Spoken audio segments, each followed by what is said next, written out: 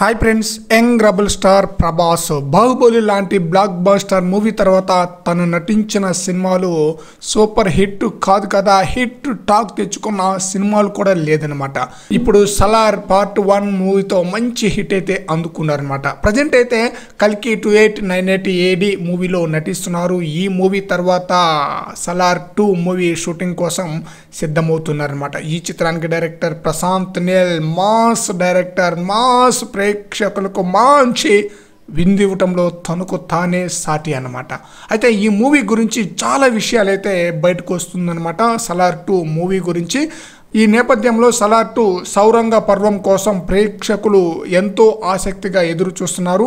సలార్ 1 చూసిన వారిలో ఎన్నో ప్రశ్నలు అయితే ఉన్నాయన్నమాట. వాటన్నిటికీ సలార్ 2లో సమాధానం అయితే దొరకబోతుంది. సలార్ 2 మూవీ గురించి నటులు కానీ సాంకేతిక నిపుణులు కానీ రోజు రోజుకు అంచనాలు పెరిగే విధంగా మాట్లాడుతూ ఉన్నారన్నమాట.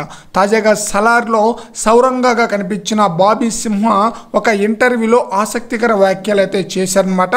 సలార్ 2 గురించి ఆయన మాట్లాడిన మాటలను బట్టి చూస్తే అంచనాలు మరింతగా పెంచేస్తున్నాయి. బాబీ సింహ మాట్లాడుతూ సలార్ 1 క్లైమాక్స్లో ఎలాంటి గూస్ బంప్స్ సన్నివేశాలు ఉన్నాయో సలార్ 2లో అంతకమించి ఉండబోతుందని చెప్పుకొచ్చారు.